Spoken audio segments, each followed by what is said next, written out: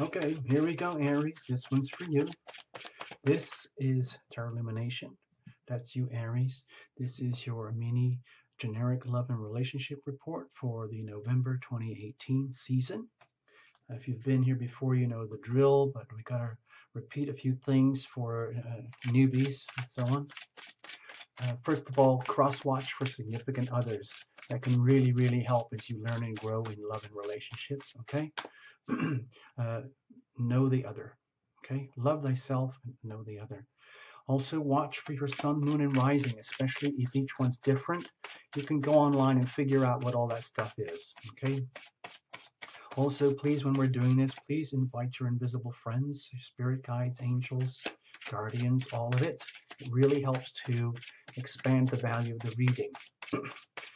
Cards are well shuffled in advance. We're going to go to the last second so that you're a witness. But there's no jumpers, no flyers, no oracles, no reversals. We're going to use the Tarot Illumination Crucible spread on the understanding that there's you, Aries, a significant other, and a third entity, the relationship itself. Okay? Not everybody believes that or understands that, but this is what we do here at Tarot Illumination. It really helps to allow for the third entity. Okay? Before we get into the cards a bit more, let's have a look at some Tarot Illumination Astro Doodles here. Actually, I'm going to put this one aside. This is just for love and relationship, okay? So this is like the whole mess I made up for the whole month for all Aries and so on. But I'm just going to focus on a few things here. I'll come back to that. Like standout moments for sure is the big Scorpio new moon over here in your 8th house, okay? New starts, new beginnings regarding shared resources, deep intimacy, you know, physical intimacy if you want. What actually happens inside a contracted, chosen relationship. You know, it's great having the love and the romance and the playfulness here. It's great contracting and making things formal, but it's only when you get deep inside the relationship itself where you understand what's actually going on, like under the covers, so to speak, and all the implications from there, like, oh my gosh, what have I really done, what's actually happening in the relationship. New starts, new beginnings over there. Also huge new starts and new beginnings over here later in the month. November the 10th, Jupiter moves into Sagittarius. Big shift, very, very beneficial, delicious for you. Okay, Jupiter is the great benefic, moving into Sagittarius, your 9th house. It's a natural placement of harmony for you, along with Leo here, this big, nice triangle. And the Sun moves there on the 22nd, amplifying the Jupiter energy. And you've also got Mercury retrograde on the 17th. So it's a lot of big changes this month. The big, heavy Scorpio influence from October, the big stellium, is going to drift away a little bit, and everything's going to really lighten up and become much more expansive and breezy for you. Also, right at the end of the month with the full moon in Gemini, this energy here, the full moon, is very harmonious for you. Okay, you're just lucky. All right. Also, I want you to take a look how you feel around at the very end of the month, November 27th, 28th, when the moon is in Leo, your 5th house of true love. Okay. Next. Please bear with me. Please be patient. There's a couple of other things going on here I think are really important for you, Aries. See this little axis here between Uranus and Venus? It's still very active right now. Venus is almost dead opposite Uranus. So this is very much about you and a significant other in the context of relationship. You might discover all sorts of like weird and wonderful things that you hadn't expected that are being brought to the surface, especially if it's a deep soulmate type relationship. So it's please take advantage of this. Uranus goes retrograde into Aries for months, starting on November 7th. So you might get these weird action replays for the whole of November and beyond about realizing much more clearly now how how you went wrong, what you did wrong, what needs repairing, what needs to be improved when everything goes direct again later in 2019, okay? Please allow for that. Also, with Venus over here, the planet that rules your seventh house of love and of relationship over here, it's still retrograde all the way to the 17th. So please allow for that. There's a lot of emphasis on the first half of the month about like, oh my gosh, could have, would have, should have, like, how did I go wrong? How am I the source of my own undoing? What do I need to do to myself first and foremost, to get myself together so I can have a more successful, functional relationship, especially deep down.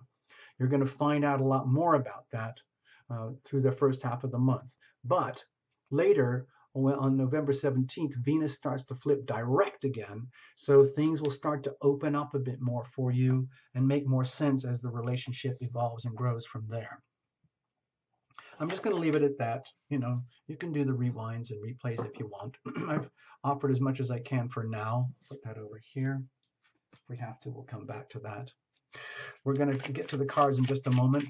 Please, thank you so much for all the subscribes and likes. It's great to have all that. It's still a tiny channel. We can't expect it to grow just from the subscribes and likes. So Tarot Illumination is now officially reaching out much more and in a much more substantial way, emphasizing the theme of fair exchange. So there's a lot of value that comes with the Tarot Illumination channel, and I know you guys understand it. I get tremendously positive feedback here. Maybe a couple of, trolls messing things up. In general, it's very, very loving energy that we feel over here at Tarot Illumination from you guys. So please make the most of it. Capitalize on it while it's here. Visit the general reports because they're going to show you a lot more about you and not just the relationship. You got to get your act together, just like everyone else, Aries. Next thing, we're emphasizing more and more about the healing over here at Tarot Illumination. So please consider the first Friday group healing events, okay? Check the links below. Finally, and most of all, Tarot Illumination membership. Please consider membership, okay? This is what we're going to do now to try and stabilize and grow the channel above and beyond a charity operation. We're seriously reaching out here. This is a genuine, honest request for your membership and support, and it's your best way to say thank you. Don't be shy. Check the links below. Okay, here we go. Cards are well shuffled. Please excuse some strange noises. There's a lot of construction going on in the neighborhood. Chainsaws, all sorts of drills and everything. If you hear that, sorry about it. Please forgive. Cards are cut, cards are shuffled. Bless the cards, bless the deck, bless you, Aries, all of you. Bless Tarot Illumination, the whole channel, the technology, and the wizardry of it all. Thank you so much for being here. What are you radiating, Aries? Think of yourself as a smartphone. You're always transmitting and receiving energy. What is it, especially in the context of love? What about them, the significant other? What's going on with them? What are they radiating? Now we go deeper into the heart and soul of you, deeper into the heart and soul of the other. Over here to the core of the relationship itself. This is the crucible. This is a Tarot Illumination crucible spread. It's on the understanding that there's you, significant other, and a third entity, the relationship itself. What is this? Are you aware of it?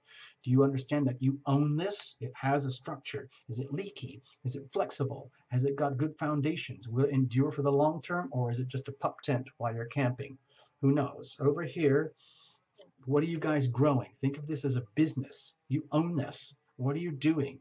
Are you just switching on autopilot and just hoping everything works? Or are you actively investing in your love and relationship, and are they doing the reciprocal? Over here, circumstantial energy, environmental influences, something out there that needs to be known and understood, brought to your attention. Like to think of it as the weather. We'll start. So you have the Five of Swords. Aries, you might be in a situation with circumstantial energy where there's this whole feeling of like, damned if I do, I'm damned if I don't. Sorry, I used strong language. I have to be so careful on this channel now with the community guidelines. So what I'm trying to suggest here is it's very, very important to be careful what you do with your energy and how you communicate with yourself and with all significant others, or one in particular, because with the Five of Swords energy, there's a lot of sense of futility, and you can't let that get to you, okay? It's circumstantial. It's like fighting things that can't be fought, trying to win battles that can't be won, trying to have conversations that you can't, where you can't like hold your ground. So it's almost like with this kind of energy, it's almost better not to get involved, or not to get sucked into any kind of conflict where you could end up spending huge amounts of energy for nothing, coming out of it with nothing. And even if you do try to prove a point and maintain your self-respect and dignity and honor and what you think is the truth, other people are allowed to have their sense of truth. And if they believe something is one way and you believe something is another, and that's just how it is, there's nothing you can do about it. So, in other words, it's almost like don't take the bait, Aries. If this energy is around you where it's like there's a bit of a gnawing, a gnarling, and a sort of grr type of energy where you feel obliged to like stand up and be counted, it's almost like just saying like watch out, you can end up falling into, you know, futile energy, like wasting energy for no good outcome. Let's have a look. What are you radiating, Aries? Think of this as to do with the retrogrades, okay? Uranus going retrograde into Aries, okay? And then Venus going direct. Like Venus is still retrograde at the beginning of the month, and then it goes direct. And then you've got Jupiter and Sagittarius going retrograde. So it's very, very, very precarious for you right now. Like if I showed you a full computerized chart right now, you would see that this axis here, the Uranus-Venus axis, is very, very strained, very, very stressed right now. And this is the axis of relationship, you and the other. So I'm just letting you know it's don't get caught, all right? Don't get sucked into futile conflicts. Let's have a look. What are you radiating here? Eight of Pentacles. To me, this feels like you're doing a really, really good job of investing in what works, putting all your efforts into like the reality of situation. It's almost like, to me, it feels now that you're so aware of this and the futility of the situation that you can't win if you wanted to. The other person can't win if they wanted to. And it's not even something that's worth, you know, thinking of it in terms of winning and losing. So it's like, if this is what you feel is out there, or if this makes sense to you, then it's like you're responding by saying, you know what, I'm just going to mind my own business. I'm going to invest everything in myself about me and for me and do what works. Because that's what Tarot Illumination talks about a lot, and it's very difficult to do. Love thyself. My feeling here with the Eight of Pentacles, this is like love in action. Love is as love does. I, Aries, I am going to invest in myself. Okay? I am going to basically sit back, live through these times of change and big shift, know that I'm really blessed with this big Jupiter thing happen, know that it's going to be difficult to understand going deep with the Scorpio new moon, knowing that the Uranus-Venus thing is very, very conflicted and challenging right now. I'm going to do the work. I'm going to invest, see it as an investment, okay? Rising to it, literally rolling your sleeves up, doing the work that has to be done on you, and not taking it personally, and not projecting or blaming anything on anyone else or the relationship. It's all about you. Remember, this is not a couples reading. It's all about you, Aries. We're simply allowing for a significant other. So let's have a look at them. Okay, the Empress. So for you, Aries, my feeling is that like you're relating to someone who is quite content with who they are and how they are, where they are and how they do things, when, and so on, to the point where it's almost like they don't have to answer to anything except themselves. I see this deep self-love, deep self-content, and in some ways that's very, very good for you. It's very, very nutritious for you. It's like it's almost like you don't have to worry about them, okay? They're getting themselves together and taking care of themselves in a way that they know that they have to do.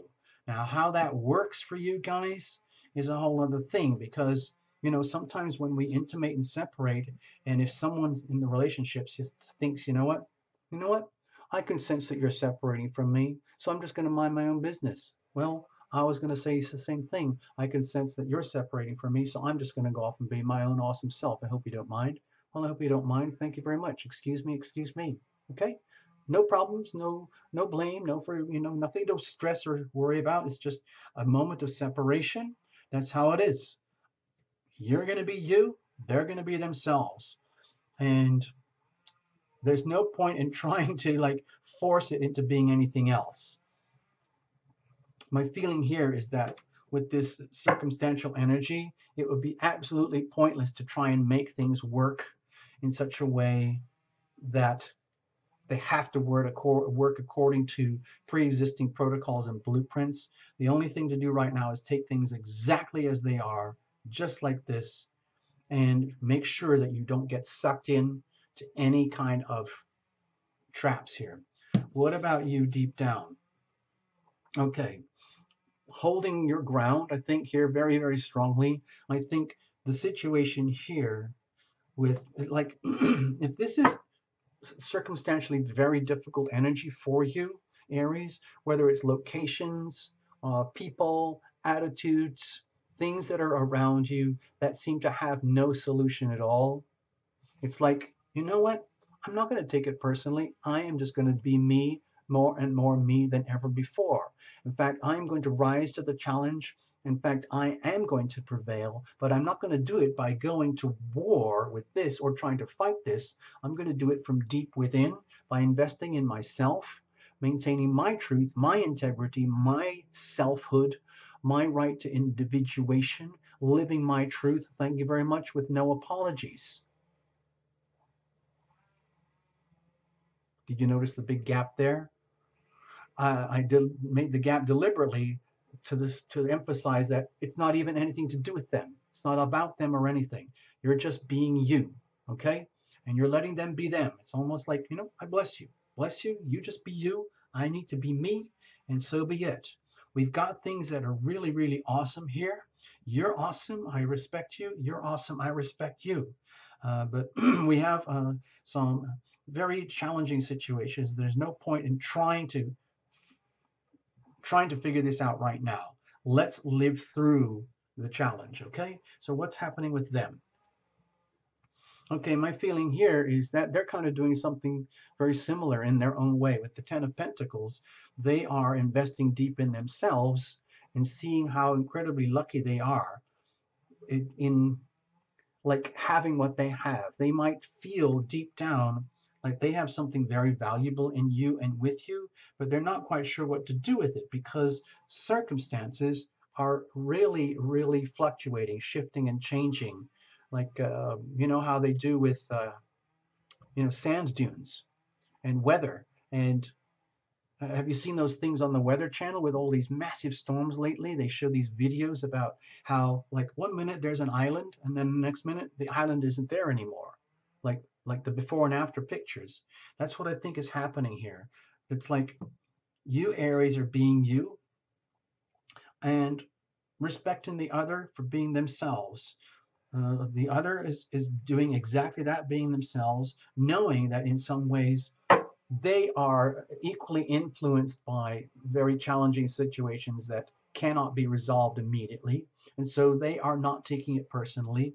They are instead, I feel, is looking at the situation from a kind of remote, detached, business-like way, where it's about acknowledging the wealth and the abundance that they have to be with you and that they have inside of themselves. And this is very valuable. I feel that they value you and themselves and the relationship very highly here. And they're very aware of the good stuff that's going on here.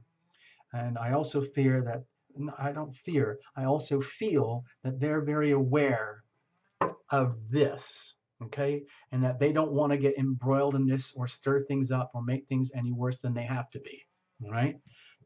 Not that they're bad, it's just that you might have these very certain very delicate aspects of the relationship that just can't be fixed right now. Remember, this is like weather. This changes, this will change over time, okay? Especially towards the end of the month, the energy will feel very, very different for you, okay? Just letting you know that. Let me go back to this.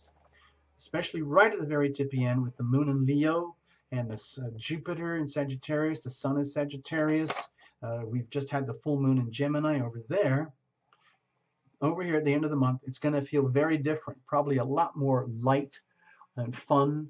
And this will have eventually fizzled away, and you can start to see new horizons and clarity that you couldn't see at the beginning of the month, okay?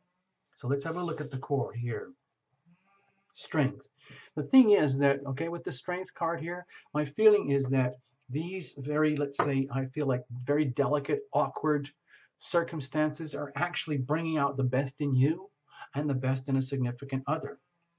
I know it sounds weird, but that's what the story is. That's what I'm feeling here.